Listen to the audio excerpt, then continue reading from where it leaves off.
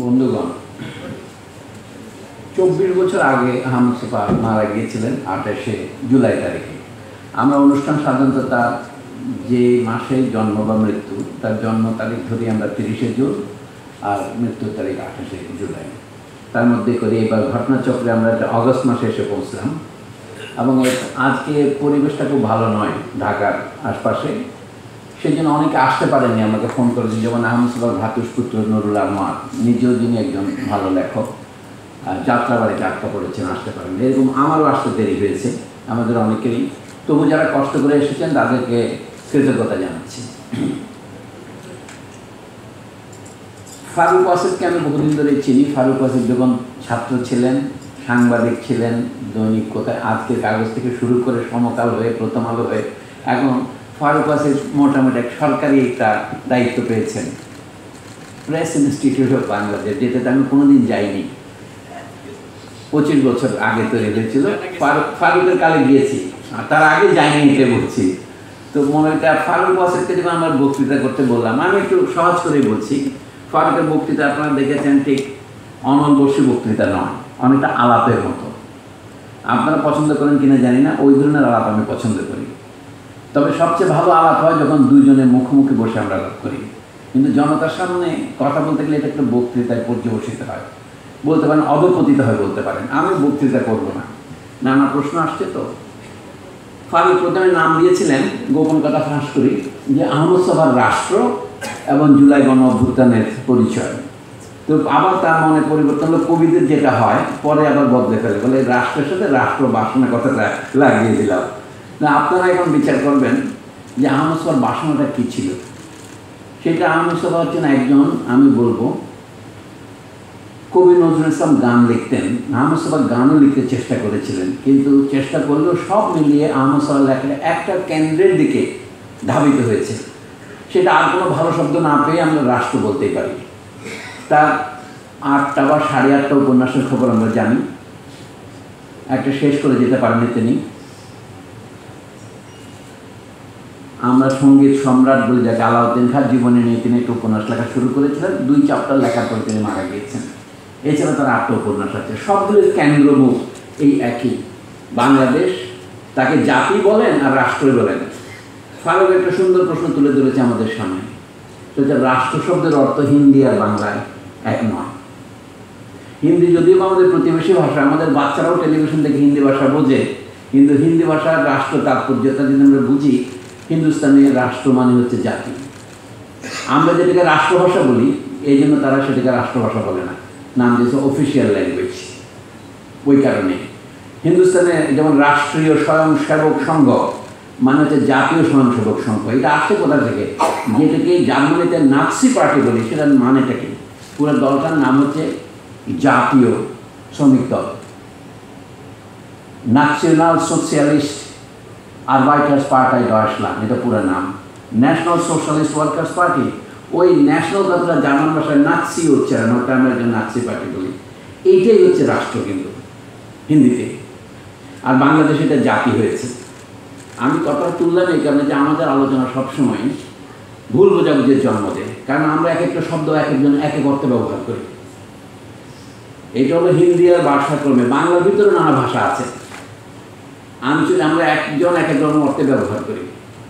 বিপ্লব আর ইনকিলাব ঠিক এক শব্দ নয়, জল আর পানি ঠিক এক শব্দ নয়। পাকিস্তান আমলেও স্লোগান শোনা যেত শুরুর দিকে 47 সনে, ইনকিলাব জিন্দাবাদ।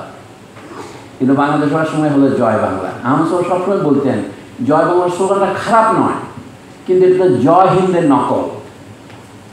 আহমদ ছফা বলতেন একটা বিপ্লবকে তার নতুন ভাষা আবিষ্কার করতে হয়, নতুন পোশাক আবিষ্কার করতে হয়, কিন্তু এখন জহর কোটের নাম যদি মুজিব কোট দেন, তাহলে এটার মধ্যে নতুনত্ব থাকে না। এই চিন্তা করার মতো লোক বাংলাদেশে আর দ্বিতীয় চিন্তাবিদ নিশ্চয়ই আছে। আমি দুর্ভাগ্য আমার সাথে পরিচয় হয়নি। আহমদ ছফা কীভাবে চিন্তা করতেন, কোন ধরনের চিন্তা ছিলেন, আমি একটা সহজ প্রশ্ন দিয়ে শুরু করি আপনাদের সামনে। আহমদ ছফাকে যে উন্মাদ বলেছেন, উন্মাদ বলে উটটা বাদ দিলে বাকি থাকে মা, এটা ইংরেজিতে ম্যাড বলে আর কি, তাই না? উটমাদ মানে বাইরের দিকে করে। আর ম্যাড শব্দের ইংরেজি একটা খারাপ অর্থ আছে, মিউচুয়ালি অ্যাসিওর্ড ডিস্ট্রাকশন। অ্যাটম বোমা নিয়ে যেটাকে আমরা ব্যালেন্স অফ টেরর বলি, আহমদ ছফার চিন্তা করতে একটা ব্যালেন্স অফ টেরর ছিল, সেটা বলি। উনি এমন সব বিষয় নিয়ে চিন্তা করতেন যেটা আমরা বুঝতে অক্ষম।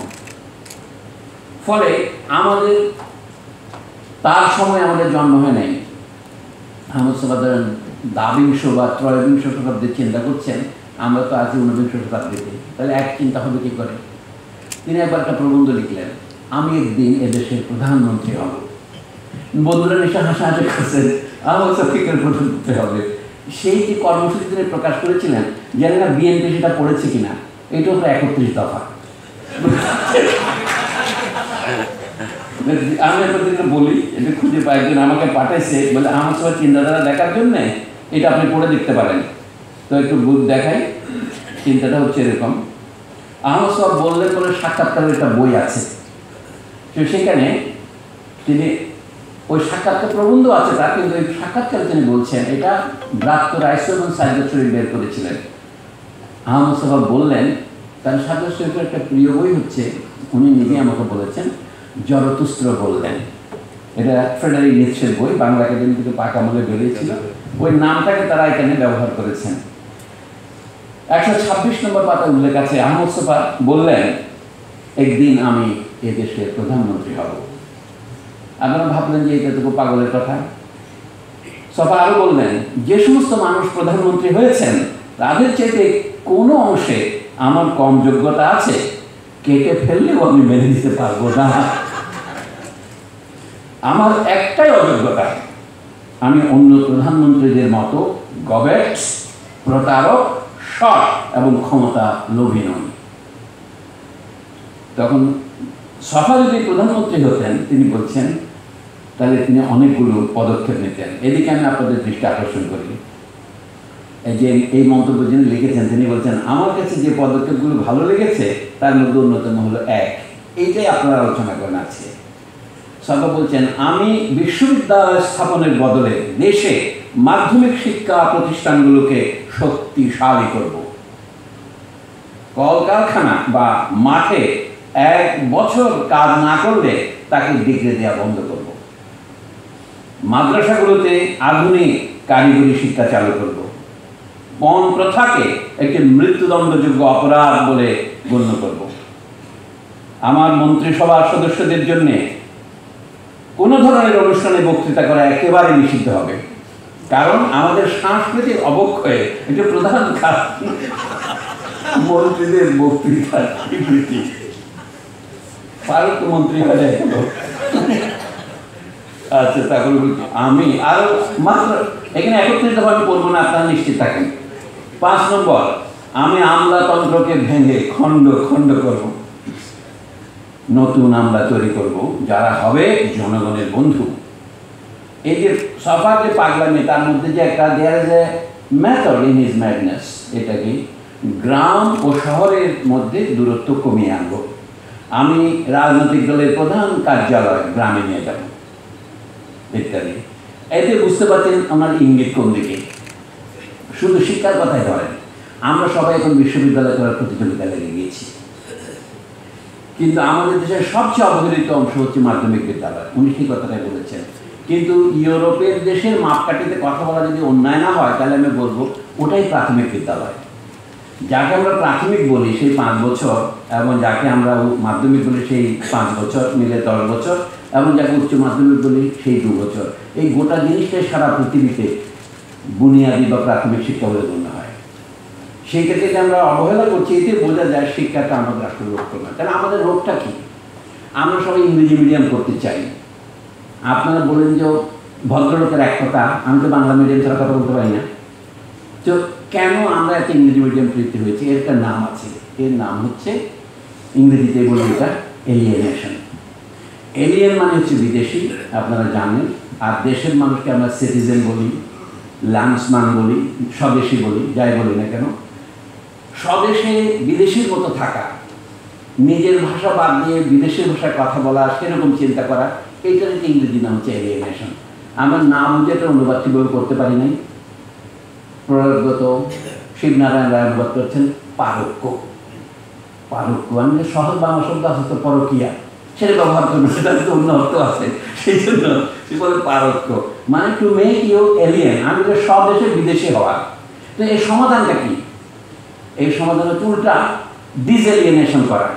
এটারই নাম ইমানসিপেশন, এটারই নাম লিবারেশন, এটারই নাম ফ্রিডম, যেটি আপনি দিতে চান।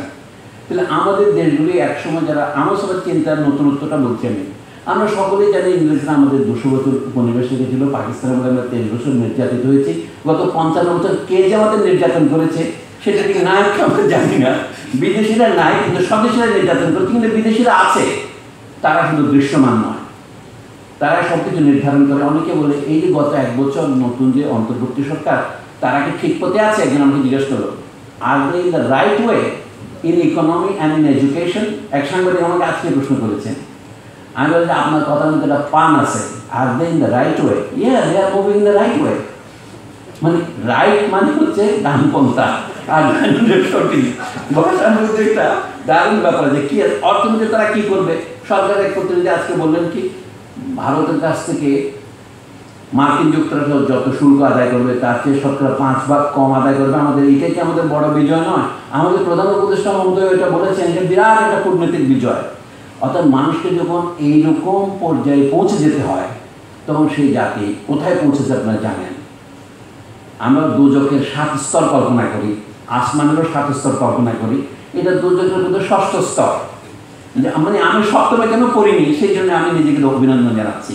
আমার সব এই যে চিন্তা থেকে এসে বলতেন, দেশটা আমার যদি নিজের হয় তাহলে আমাকে ভাবতে হবে আমাদের প্রধান সমস্যা কী। আমরা মনে করি আমাদের প্রধান সমস্যা আমরা একসময় পরাধীন ছিলাম ব্রিটিশের, এবং সেটা অস্বীকার করার কিছু নাই। এর কী সমস্যা? স্বদেশি আর বিদেশি, সাদা কালো চামড়া, আমাদেরকে তো কুলি আর নেগ্রোই বলতে ইংরেজরা। অথচ মানুষের স্মৃতি কত দুর্বল, আমরা পুরো ভুলে গিয়েছি। পাকিস্তান আমাদের বাঙালি বলে আমাদের গালি দিত, এখন বাংলাদেশে আমরা গালি দেওয়ার লোক না পেয়ে আমরাই আমাদের মধ্যে একদল আরেকদলকে গালি দিচ্ছি। আমরা সবাই কালো, কিন্তু আমাদের মধ্যে আমরা চামড়া দেখি, কিন্তু তোমার চেয়ে আমি একটু বেশি ফর্সা। মানে অর্থনৈতিকভাবেও, চামড়াগতভাবেও, চাকরির দিক থেকেও আমি তোমার এক পদ উপরে, ইত্যাদি।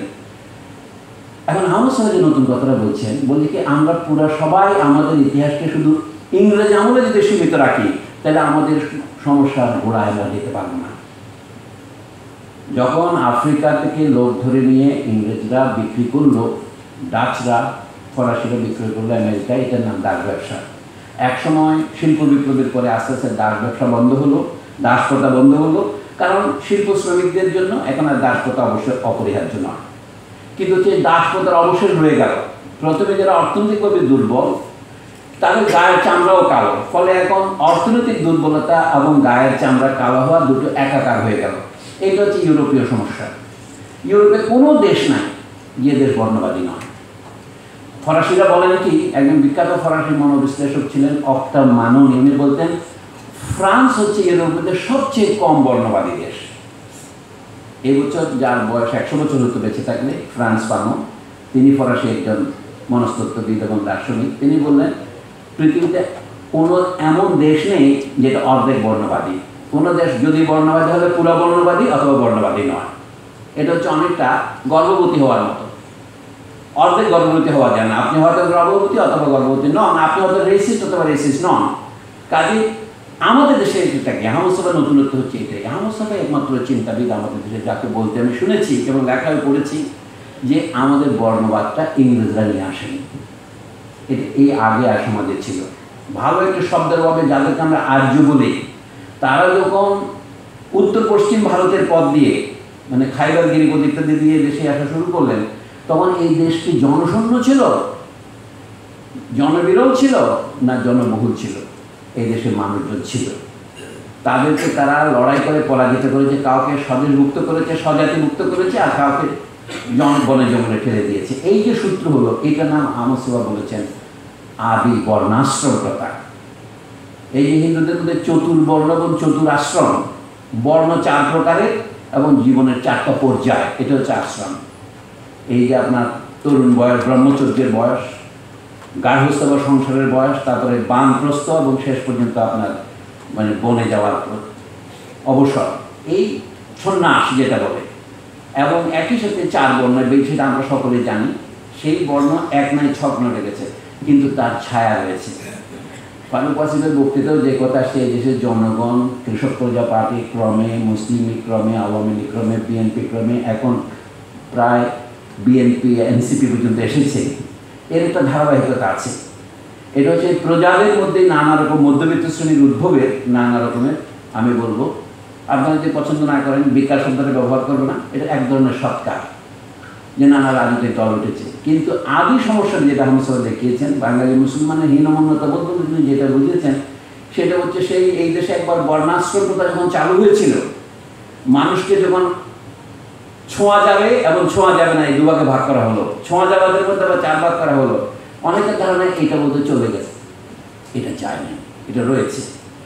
এই যে এত দূর থেকে দেখতে পারা, আহমদ সাহেব নিজে এক জায়গায় বলেছেন সেই বিখ্যাত বইতে বুদ্ধিবৃত্তির নতুন বিন্যাসে, এখন আমরা হয়তো ভুলে গেছি। উনি বলছিলেন সৎ সাহসকে অনেকে যেখানে মনে করে থাকেন, কিন্তু আমি বলি সৎ সাহস হচ্ছে অনেক দূরবর্তী সম্ভাবনা দেখতে পারার ক্ষমতা।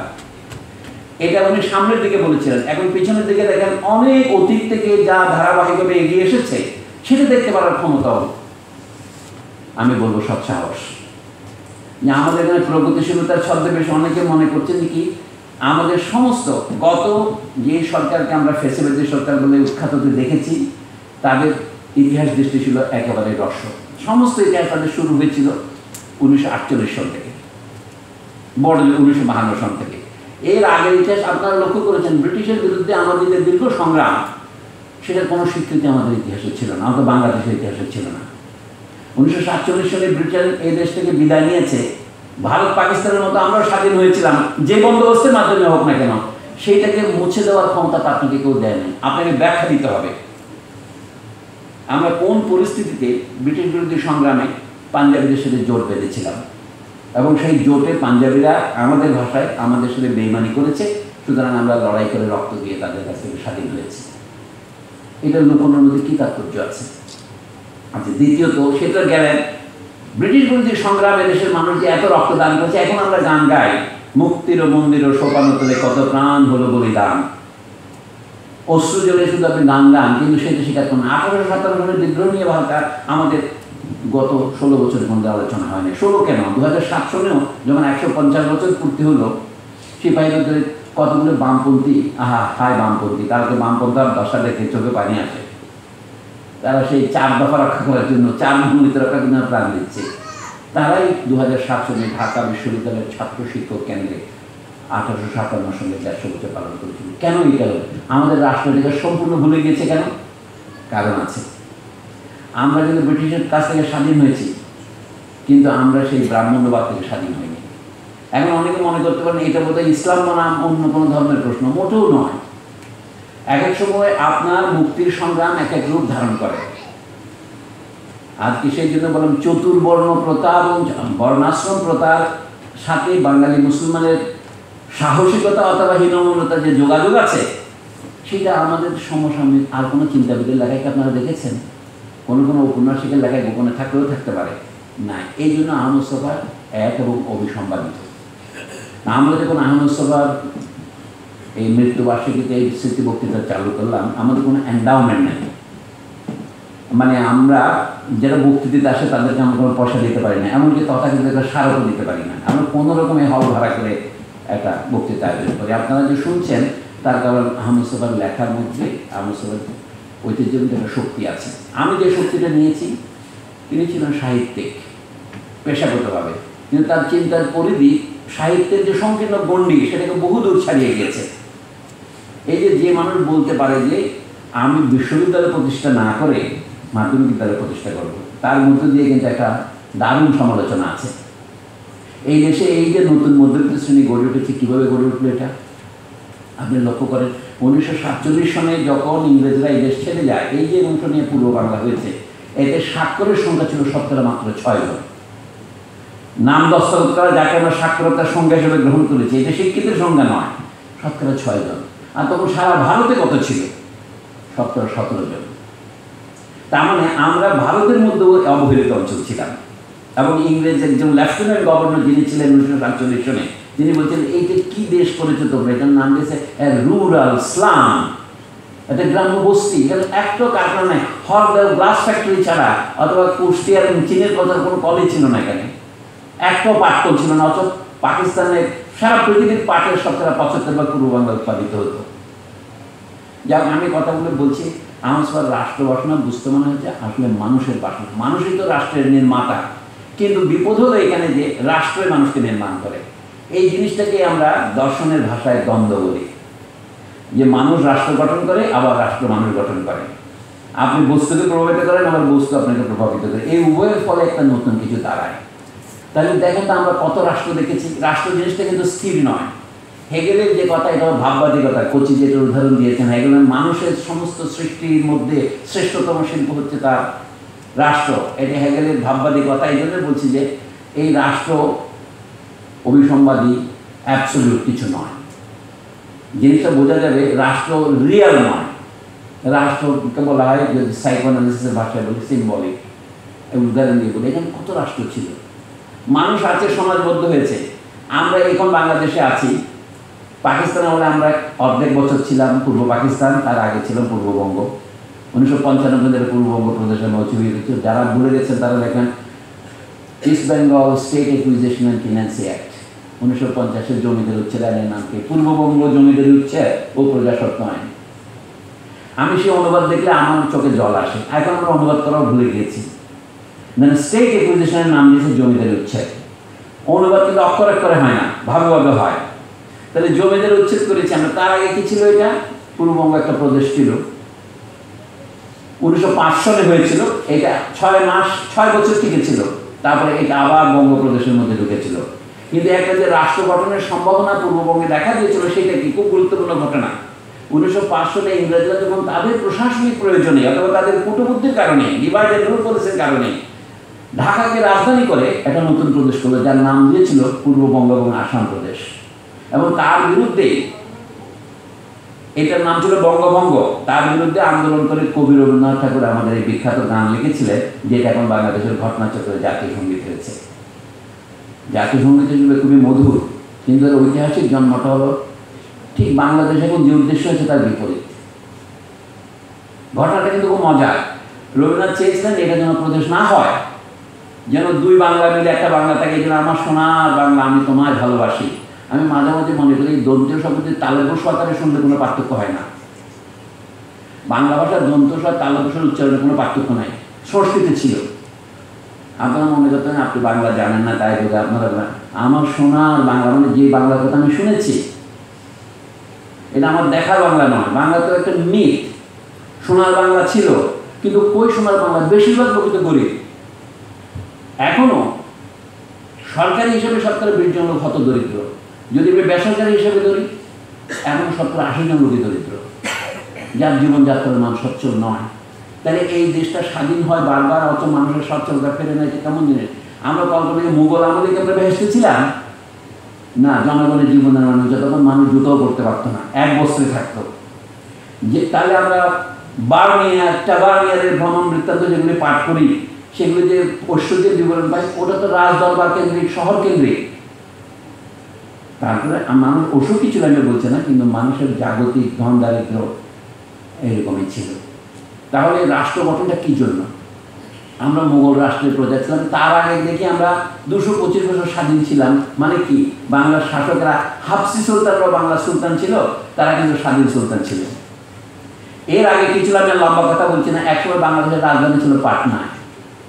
গৌতম বুদ্ধ যখন জন্মান, তখন বাংলাদেশের নিচের ভাটি অঞ্চল, এগুলি পানির নিচে ছিল। তখন বাংলা বলতে ছিল এই বগুড়া পর্যন্ত, রাজশাহী, বগুড়া, দিনাজপুর হয়ে পাটনা একটা কেন্দ্র ছিল। ওটা ছিল বরেন্দ্র এবং কুন্দ্র মিলে যে বাংলা। তার রাজধানী ছিল প্রথমে পাটলিপুত্র, যেটা পাটনা হয়েছে।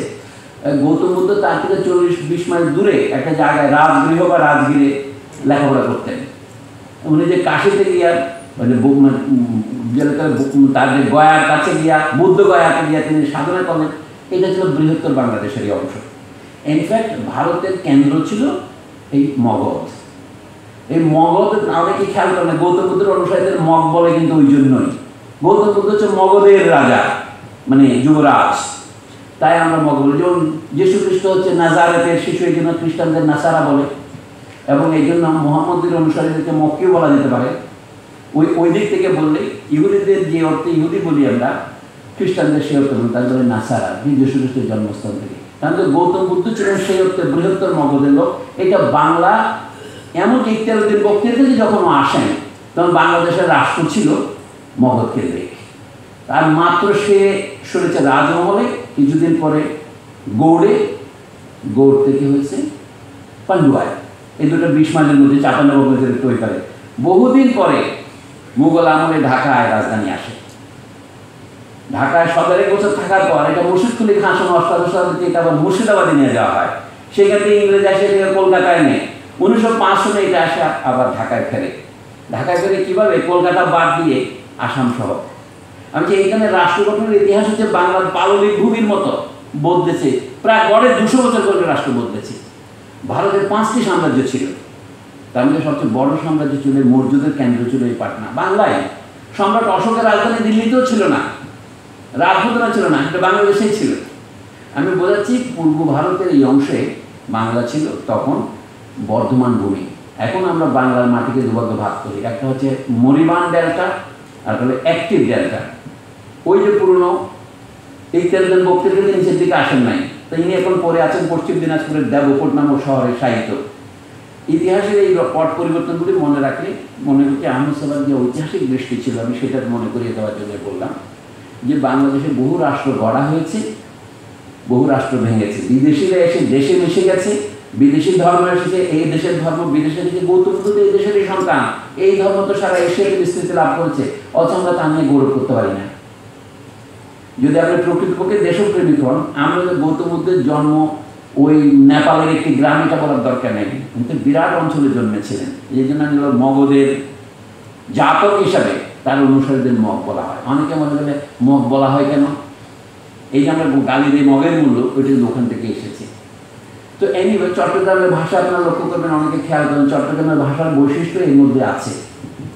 মগধের ধ বাদ দিয়ে আপনি মগ বলেন, চট্টগ্রামের লোকেরা গমাসন ইউয়া বলে। যখন এই সিম্পল ভাষাটা হচ্ছে আপনি কি গমনরত আছেন, গমনরত মানে আপনি কি চালু আছেন, আপনাকে চলছে, কেমন চলছে বলুন না বাংলায়। ফ্রেঞ্চরা বলে যে সাবা কমু সাবা, হাউ ইজ ইট গোয়িং।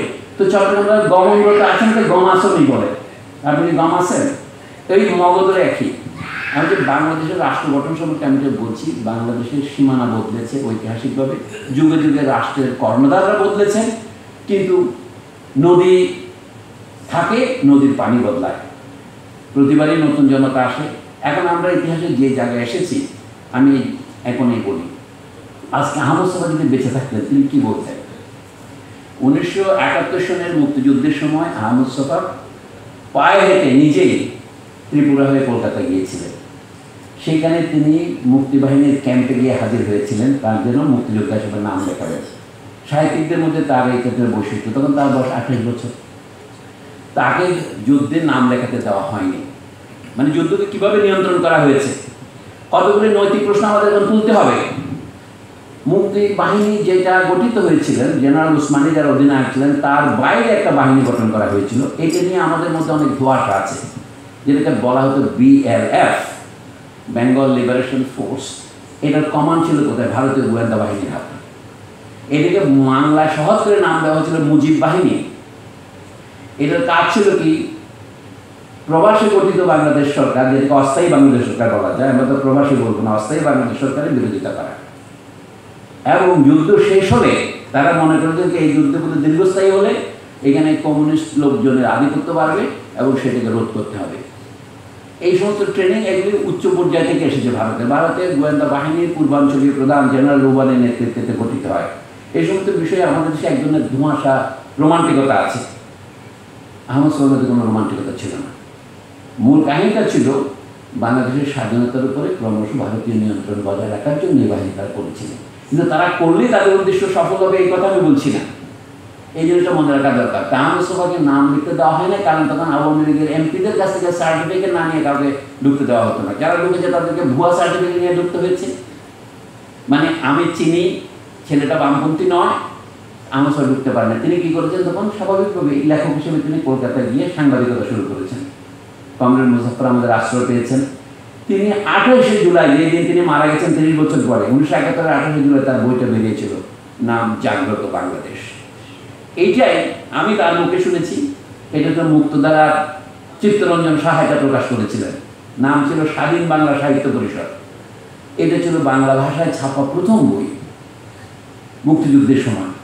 তাদের 4খানা প্রবন্ধ ছিল, সেগুলো এখনও আছে। তাদের যে রাষ্ট্র কল্পনাটা কি ওর মধ্যে আছে। আহমদ শফা জন্মেছিলেন ব্রিটিশ আমলের শেষ দিকে 1942 কি 43 সনে। আমাদের জন্মসন নিয়ে হলফ করার কিছু নাই, 1-2 বছরে কিছু আসা যায় না। তারপরে তিনি বড় হয়েছেন পাকিস্তান আমলে। জিন্নার মরণে তিনি একটা কবিতাও লিখেছিলেন। জিন্নার মরণে কবিতা কে লেখে নাই? বেগম সুফিয়া কামাল থেকে শুরু করে আবুল ফজল নাটক পর্যন্ত লিখেছেন। আবুল ফজলের ছেলেরা এখন তাদের দেশপ্রেমের ঠেলা ওটা লুকাতে ব্যস্ত।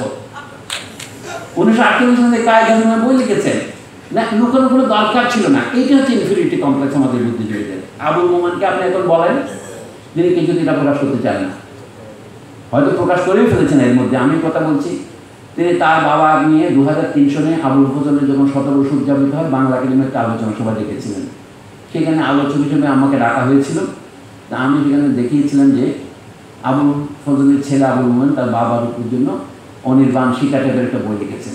নামটা আমি পুরোপুরি ভুলে গেছি, শিকার নামটা আছে। তিনি লিখছেন কি, 1966 সনে বঙ্গবন্ধু 6 দফা ঘোষণার পর আমার বাবা আর পাকিস্তানের কোনো পুরস্কার গ্রহণ করেননি।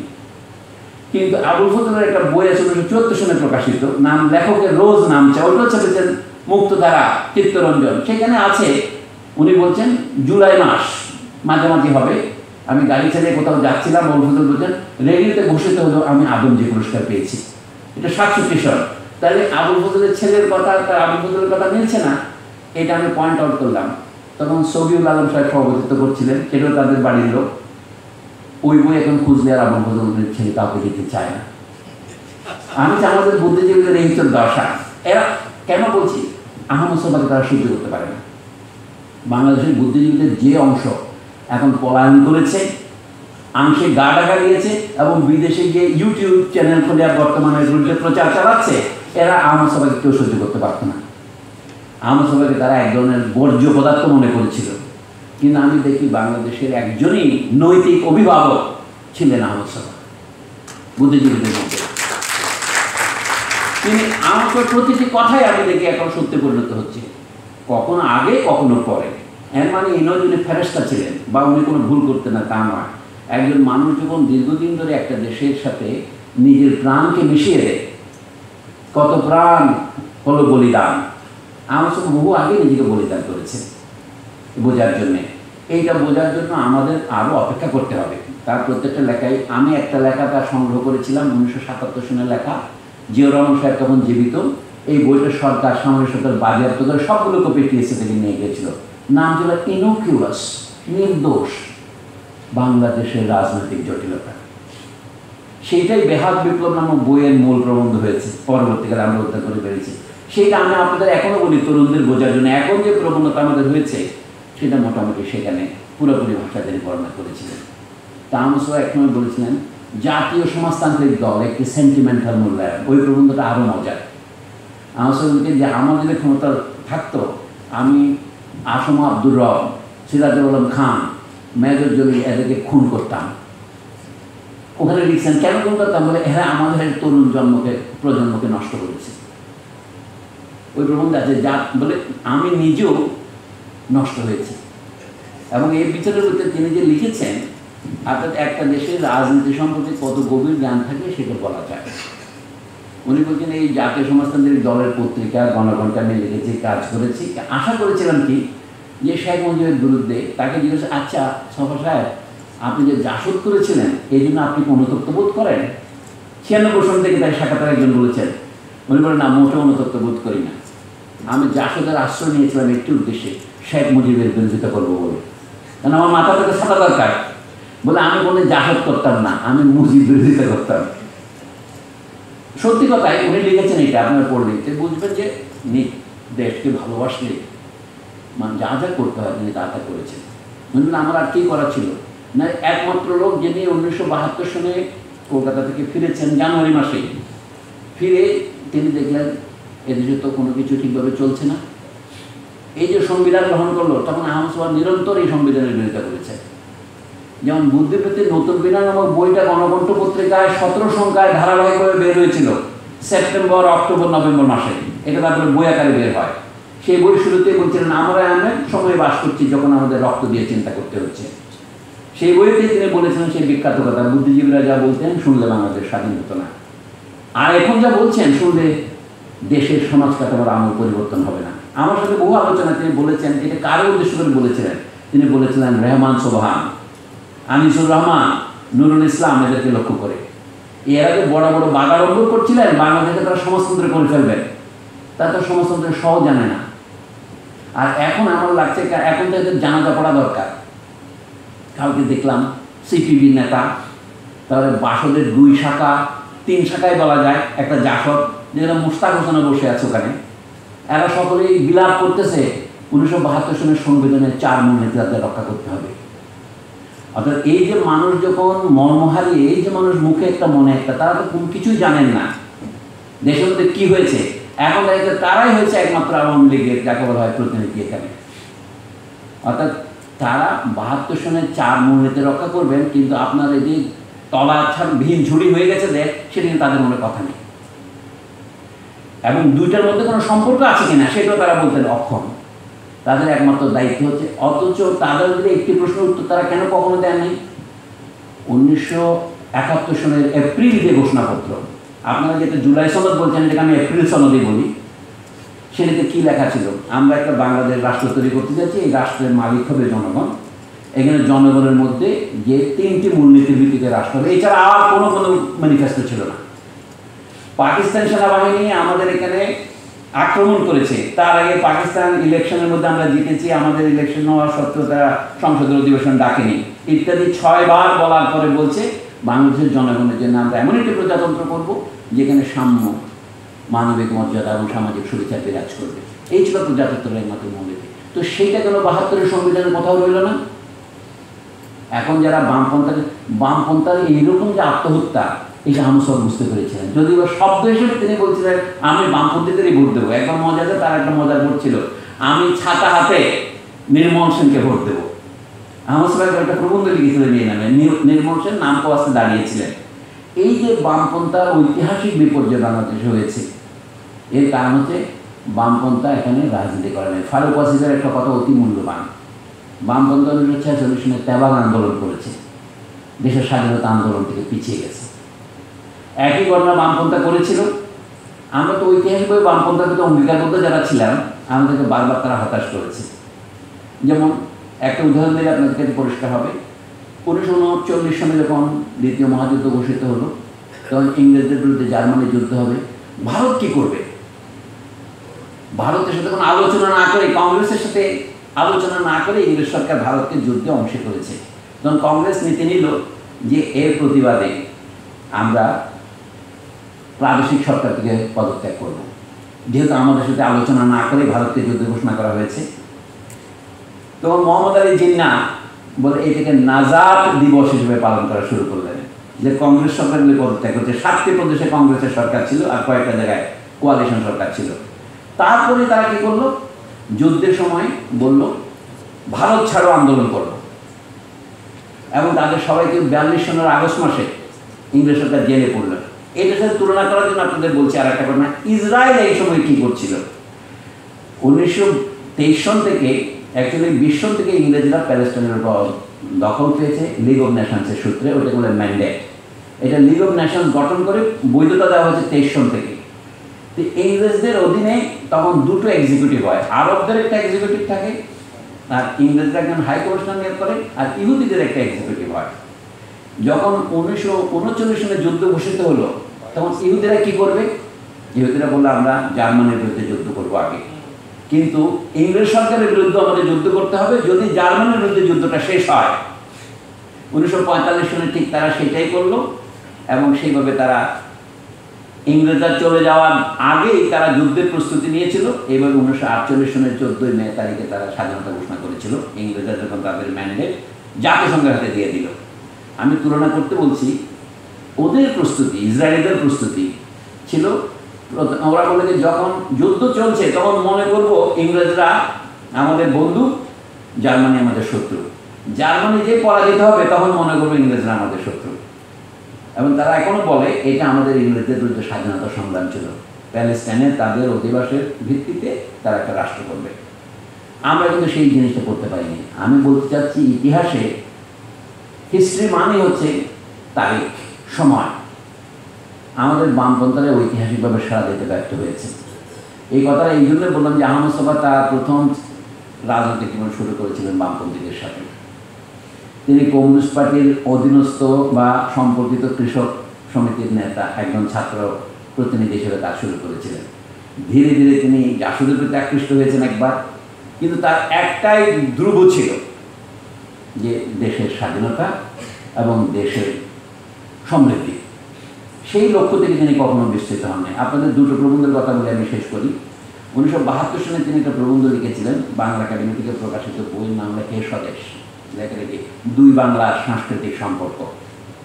এবং পরবর্তীকালে ঢাকার বইমেলাকে কেন্দ্র করে তিনি আনন্দবাজারে যে আগ্রাসন বাংলাদেশের বইয়ের বাজারে, সেটা শুধু তাকেই আমি দেখেছি এই প্রতিবাদের সূচনা করতে, কয়েকজন সাহিত্যিককে নিয়ে। এবং সেই পর্যন্ত তসলিমা নাসরিন বলে যে একটি ঘটনা, আমরা অনেকে সেটা বুঝে উঠতে পারি নাই। আমাদের বন্ধু সাজ্জাদ শরীফ আমাকে বলেছেন, তাকে বলেছেন প্রথম যখন ওই বইটা বের হয়, তার দাঙ্গা সৃষ্টি করার মতো বইটা, তখন সাজ্জাদ শরীফকে দেখে বলে, সাজ্জাদ আমি বইটা পড়েছি, আজ আমার ঘুম হচ্ছে না, তুমি দেখবা যে এটা দাঙ্গা সৃষ্টি করবে। এবং শুধু তাই নয়, এটা ওরা লাখ লাখ কবিতা অনুবাদ করবে। সাজ্জাদ এখনো বলেন, বলে আহমদ ছফার এই কথা অক্ষর করে সত্য হয়েছে। তো বইটার নাম কি যেন? হ্যাঁ, বইটার নাম বলতেও লজ্জা লাগে, বুঝতে পারছেন? সেই বই হচ্ছে আহমদ ছফা ভবিষ্যৎবাণী পুরোপুরি সত্য হয়েছে। তসলিমা নাসরিনের পরবর্তী কাহিনী আপনারা জানেন। তসলিমা নাসরিনকে দুইবার ডেকে, এখন আমি শেষ করছি এ বলে, আনন্দবাজার কেন পুরস্কারটা দিয়েছিল? মানে বাংলাদেশে যেটাকে আমরা ফেসিবাদ বলছি, এটা ভারতীয় প্রবর্তনা ছাড়া এই ফেসিবাদকে শক্তিশালী হতে পারত। দুইটা প্রমাণ দিই। শিবনারায়ণ রায়, অন্নদা শঙ্কর রায়, এই জাতীয় মানুষদের নিয়ে তসলিমার উপরে বিশেষ সংখ্যা বের করেছে দেশ পত্রিকায়, আপনারা জানেন। একবার নয়, তাকে দুবার আনন্দ পুরস্কার দিয়েছে। শুধু কি তাই? অধ্যাপক আনিসুজ্জামান পশ্চিমবঙ্গ থেকে এসেছিলেন, তাকে আমরা সবাই শ্রদ্ধা করতাম, তাকেও আনন্দবাজার দুবার পুরস্কার দিয়েছে। তাকে ডেকে নিয়ে গিয়ে ভারত সরকারের শ্রেষ্ঠ পুরস্কারের একটা দিয়েছে। এইটা হচ্ছে বাংলাদেশের সাংস্কৃতিক রাজনীতির উপরে প্রত্যক্ষ হস্তক্ষেপের একটা অংশ, প্রমাণ। এইসব বিষয়ে আমি দেখতে বাংলাদেশের অন্যান্য সাহিত্যিকদের কোনো রকমের মাথা ব্যথাই ছিল না। আমাদের ভারত থেকে কেউ বেড়াতে আসে, তাদের সাথে বসে একটু কয়েক গ্লাস মদ্যপানের জন্য কিরকম থাকতো। আমি যে আহমদ ছফার রাষ্ট্রচিন্তার আমি আওতাটা দেখাচ্ছি। উনি যেমন আব্দুল হক সাহেবকে বলেছেন জাপানের সাথে করো, উনি বলতেন যে ভারতীয় ছায়ার কাছে আমাদের বট গাছের নিচে যেমন ছোট চারা গজাতে পারে না, আপনি পারবেন না। তারপরে জাপান যে সমস্যা বহুল, আমি সে সমস্যা সংকুল, এটা আমি বলছি না। জাপানের ইতিহাস খুব একটা সুন্দর বা প্রীতিকর ইতিহাস নয়। জাপান তার পাশের দেশ চীনের উপর যে বর্বরতা চালিয়েছে, জাপান কোরিয়া এবং তাইওয়ানে যা করেছে, সেটা দেখলে খুব বেশি একটা উৎসাহব্যঞ্জক মনে হয় না। কিন্তু আমাদের ইতিহাসের কাছে আহমদ ছফা আমাদের যে শিক্ষা দিয়েছেন, সেটা হচ্ছে ভারতের সাথে আমাদের সম্পর্ক হবে সমমর্যাদা ভিত্তিক। কিন্তু ভারত যে বারবার আমাদেরকে উপনিবেশ হিসেবে ব্যবহার করতে চাচ্ছে, সেটার বিরুদ্ধে অন্য সাহিত্যিক আমি কোনো প্রতিবাদ করতে দেখি না। আমাদের এখানে ওখানে বই যায়, ওখানে বই এখানে আসে, এটা হয়তো কোনো মন্দ ছিল না। কিন্তু সবসময় ওখান থেকে বই আসে, এখান থেকে বই ওখানে যাবে না, ওখানকার সিনেমা আমরা দেবো, এখানকার সিনেমা ওখানে যাবে না। তখন তারা বলে কৌশলে ঔপনিবেশিক যুক্তি দেয়, তোমাদের সিনেমার মান ভালো নয়, তোমাদের বই তো ভালো নয়। ব্যবসার এই যে অসামঞ্জস্য, অসমতা, সেটা সাহিত্যিকদের আওতার বাইরে নয়। সর্বশেষ ঘটনা বলি, যেহেতু ফারুক আসাদ আজকে বক্তৃতা দিয়েছেন, আখতারুজ্জামান ইলিয়াসের কথাই বলি। আখতারুজ্জামান ইলিয়াস যখন অসুস্থ হলেন, তখন তাকে আনন্দবাজার পুরস্কার দেওয়া হলো। আহমদ ছফার হৃদয় যখন বিদীর্ণ হয়ে গেল, এই পুরস্কার উনি নেবেন কি নেবেন না। আখতারুজ্জামান ইলিয়াস নিজেও লিখেছেন, তিনি অসুস্থ, কলকাতা তার চিকিৎসা হচ্ছে। আখতারুজ্জামান যে চিকিৎসা যে ডাক্তার করেছিলেন, তাকে আমি চিনতাম, তার সঙ্গে আমার কথাও ছিল। উনি মারা গেছেন এখন। তো সেই পুরস্কার নেওয়ার জন্য একটা মনোবেদনায় ভুগেছিলেন ইলিয়াস ভাই। কিন্তু সেই জন্য পুরস্কার তাকে নিতে হয়েছে, কেন বাংলাদেশ তাকে এইটুকু সমর্থন করে। আহমদ ছফা তখন বলেছিলেন, দেশের লোকজন এই যে 2 লাখ টাকা পুরস্কার দেবে, বাংলাদেশে এমনও একজন একটি ফাউন্ডেশনকে নাই, একজন বাংলাদেশের ক্যান্সার রোগী মহান ঔপন্যাসিককে সাহায্য করার জন্য তাকে আনন্দবাজারে টাকা নিতে হলো। আহমদ ছফা এটাকে পরাজয় হিসেবে দেখেছিলেন। কারণ এই আনন্দবাজার যে ইনোসেন্ট হতো, আনন্দবাজার গল্প বলে আমি শেষ করছি এই কারণে, আনন্দবাজার পত্রিকাটা চালু হয়েছিল কখন? আমরা সকলে এমন ভান করি জন্য আনন্দবাজার একটা বনেদি পত্রিকা, এটি নিয়ে কিছু করার না। আমি তো অবাক হলাম এখন আব্দুল গাফফার চৌধুরীর কলাম পড়ে। উনি বললেন দেশ একটি অত্যন্ত সুন্দর সাহিত্য পত্রিকা, আমি এটার ভক্ত, আমি এটাতে লিখতে চাই। এরকম দেশ পত্রিকা এবং আনন্দবাজার একই গোষ্ঠী। দেশ বাবা শুরু হয় 1933 সন থেকে, আর আনন্দবাজার শুরু হয় 1921 সন থেকে। যারা কমরেড মুজাফফর আহমদের বই পড়েছেন, বিশেষ করে কাজী নজরুল ইসলাম প্রসঙ্গে স্মৃতিকথা পড়েছেন, সেখানে এটাও দেখবেন যে আনন্দবাজার পত্রিকাটা শুরু হয়েছিল আপনার যখন সাম্প্রদায়িক দাঙ্গা শুরু হয় কলকাতায়, সেই সময় 1921 সনে এই পত্রিকা প্রথম শুরু হয়। তখন মুজাফফর আহমদরা ছিলেন কমিউনিস্ট পার্টি বা স্বরাজ্য দলের কর্মী প্রকাশ্যে। তারা হিন্দু মুসলমানের মধ্যে দাঙ্গা না হওয়ার জন্য 1926 সনেও লিফলেট বিলি করতেছিলেন। তখন আনন্দবাজারের একজন প্রতিনিধি উমেশচন্দ্র বন্দ্যোপাধ্যায় না গঙ্গোপাধ্যায় ওনাকে বললেন যে আপনারা ভাই মহাপ্রাণ মানুষ, আমরা ছোট লোক। এই সেখান থেকে তারা সাম্প্রদায়িক ছোট ছোট পত্রিকা বের করতেন। এই আনন্দবাজার পত্রিকা শুধু এই দাঙ্গাকে উস্কানি দিয়ে পত্রিকা হিসেবে দাঁড়িয়ে যায়, এবং তারা আর কিছু না পেয়ে তাদের শেষ আশ্রয় হয়, দুর্বৃত্তের শেষ আশ্রয় হয় কি? রবীন্দ্রনাথ ঠাকুর। আনন্দবাজার কন্টিনিউয়াসলি রবীন্দ্রনাথ ঠাকুরকে প্রমোট করেছেন। এখন আনন্দবাজার পত্রিকা রবীন্দ্র প্রসঙ্গ বলে চিত্তরঞ্জন বন্দ্যোপাধ্যায় সম্পাদিত 4 খণ্ড বই আছে, আপনারা দেখেন কিভাবে প্রমোট করেছে রবীন্দ্রনাথকে।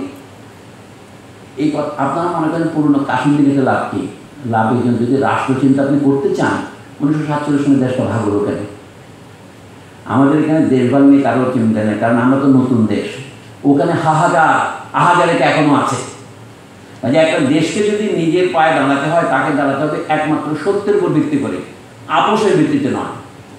আমি সেজন্য এই আপোষটা আমরা করতেছি কি জন্যে? এখনো আমাদের সেই রোগ কিন্তু যায়নি। এই যে অতিরিক্ত আনন্দবাজার মুখিতা, ভারতমুখিতা, এটা কিন্তু একটা রোগের প্রকাশ। কথাটা আমি এই জন্য বলছি, অর্থনৈতিক সম্পর্ক বিশ্লেষণ আমাদের তাত্ত্বিকরা করে থাকেন, সমাজতাত্ত্বিক বিচার করে থাকেন, কিন্তু সবচেয়ে বেশি গভীর দরকার এটা আমাদের মনোজগতে যে পরিবর্তন আনে, সেটার বিশ্লেষণ করে আপনি কোথাও যেতে পারবেন না। আমাদের দেশের সবচেয়ে অনুন্নত শাস্ত্র হচ্ছে সেইটা, মানুষের মনের উপর তার অধস্তন চরিত্র কি প্রভাব বিস্তার করে। শুরুতে বলেছিলাম এই যে আমাদের অতিরিক্ত ইংরেজি প্রীতি, একসময় এটা উর্দু প্রীতিতে পরিণত হয়েছিল কোনো কোনো মুসলমানের জন্য। এবং বাঙালি মুসলমান সম্পর্কে আহমদ সাহেব বিশ্লেষণের ন্যায্যতা হচ্ছে এখানে যে সে নিজে না জানে আরবি, না জানে ফার্সি, কিন্তু এই দুটো ভাষার প্রতি তার সাংঘাতিক পবিত্র রোগ। আমরা আসল সত্যি কথা ইংরেজিটাও শিখি নাই, তার প্রতি আমাদের একটা প্রায় ধর্মীয় পবিত্র ভাব এখন দাঁড়িয়েছে। এটা ব্যবসার নামে, যেমন আমাদের ব্যাংকের চেকগুলো ইংরেজিতে হয়, আমাদের স্কুল কলেজের নাম শুধু ইংরেজিতে হয়। এই যে কিছুদিন আগে মাইল স্কুল কলেজ দেখলেন, আমি শোক প্রকাশ করছি তাদের এই মর্মান্তিক দুর্ঘটনায়, কিন্তু তার নামটাও তো শোক প্রকাশের মতো। বাংলাদেশ এই যে ক্যামব্রিয়ান, এই যে হারভেস্ট, এই আপনি জানেন এই যে একাধিক হচ্ছে, কিন্তু আপনাদের কোনো চিন্তা আছে আপনি কি কখনোই স্বাধীন রাষ্ট্র গঠন করতে পারবেন এই মানসিকতা নিয়ে? মনে হতে পারে এর সাথে কি সম্পর্ক। এটা দেখতে পেরেছিলেন যারা আহমদ সাহেব তাদেরই একজন। এই যে আপনি যদি এটাকে কোনো সমস্যা মনে না করেন, যদি দেখতে না পারেন, যদি মনে করেন আমি অবান্তর বকছি, তাহলে বুঝতে পারছেন আপনার আর আমার দূরত্ব যোজন যোজন। নতুন রাষ্ট্র করতে হলে এখন শেষ কথা এটাই বলি, এই যে নতুন সরকার আমাদের শিক্ষা ব্যবস্থা সম্পর্কে কী ভাবছেন। আমি আর এই সরকারের কথা বলছি না, নতুন যেটা আসবে নির্বাচনের মাধ্যমে হোক অথবা অন্য কোনো ষড়যন্ত্রের মাধ্যমে হোক, তো তারা কি করবেন? তারা লেখাপড়া যে সরকার 2 টাকা খরচ করেন সেটাই তো করবেন। তারা কেউ কি বাংলাদেশে বলতে পারবেন উচ্চ মাধ্যমিক পর্যন্ত কোনো ইংরেজি মিডিয়ামে পড়া হবে না? বাংলাদেশের ভাষা যতই দরিদ্র হোক, উচ্চ মাধ্যমিক পর্যন্ত বাংলায় পড়ানোর মতো সামর্থ্য আমাদের আছে, কিন্তু সেটা আমরা ব্যবহার করছি না। আর আমাদের সাহিত্যিকরা শুধু বাংলা একাডেমিতে আর পিআইডিতে গিয়ে কি তাদের পেট ভরবে? তারা তো 2টো বই লিখে ভাত খেতে পারতো, যদি ব্যবসার কথাও বলে, একটা জাতীয় অর্থনীতি গড়ে উঠতো, সেইটা বোঝারও আমাদের সক্ষমতা নেই। আর যদি ইংরেজি না পড়লে হয়, ইংরেজিতে কোনো অনুবাদের ব্যবস্থা করেন, সেটাও করবেন না, তাহলে আপনি শক্তিশালী রাষ্ট্র করবেন কীভাবে? এইটা হচ্ছে মূল কথা। ফারুক আজম আজকে অনেকগুলো মুখস্থ কথা বলেছেন, মনে হতে পারে আপনাদের, তার মধ্যে একটা গভীর তাৎপর্যপূর্ণ কথা আছে। আন্তনি গ্রামসের থেকে ধার করা এটা হচ্ছে হিস্টোরিক্যাল ব্লক। এটাই আমার শেষ বক্তব্য। কোনো ব্যক্তি একা সমাজ বদলাতে পারে না, এমনকি কোনো শ্রেণীও একা বদলাতে পারে না।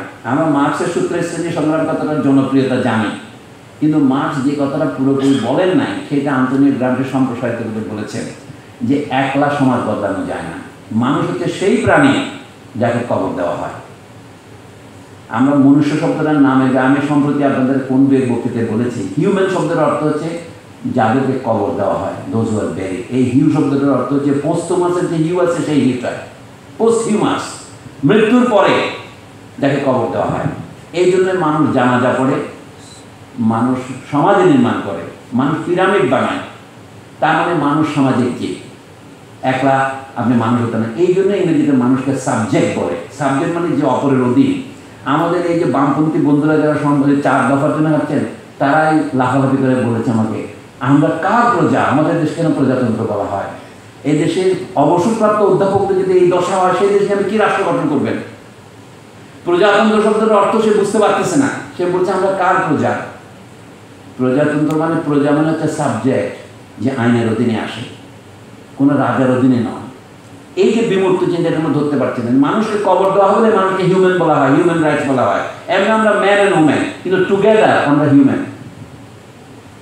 তো বাংলাদেশে একটা রাষ্ট্র গঠন মানে হচ্ছে বাংলাদেশের মানুষকে উপলব্ধি করা যে আমাদের একটা হিস্টোরিক্যাল ব্লকের মাধ্যমে আমরা স্বাধীন হয়েছি, একলা স্বাধীন হয়নি। মানে বাংলাদেশে এই যে লেনিন এটাকে সুন্দর করে বলছেন, কৃষক শ্রমিকের ঐক্য। গত আন্দোলনে যারা প্রাণ দিয়েছে দেখেন, এখানে কত শ্রমিক প্রাণ দিয়েছে, 282-এরও বেশি। এখানে যাদেরকে আমরা পথ শিশু বলে তারা প্রাণ দিয়েছে, ছোট ব্যবসায়ী 124 জন, আজকের একটা হিসাবে দেখলাম। শুধু ছাত্ররা প্রাণ দিয়েছে এটা একমাত্র সত্য নয়। মানে হচ্ছে এটা একটা হিস্টোরিক্যাল ব্লক। এই ফ্যাসিবাদের দঙ্গল উৎখাত করার জন্য মানুষ যে লড়াই করেছে, সেটা শুধু একটা দল বা একটা শ্রেণী নয়, সবাই করেছে। পাকিস্তান আন্দোলনে তাই হয়েছিল। আমরা বলি না বাঙালিরা সবাই জোট হয়, হুজগুতে চলে, হিকমতে চীন, হুজ্জতে বাঙ্গাল। 47 সময় এটা দেখেছেন আপনি। মুসলিম লীগ ঘটনাচক্রে তখন শতকরা 100 জন ভোট দিতে পারতো না, 15-17 জন ভোট দিতে পারতো 46 সনে।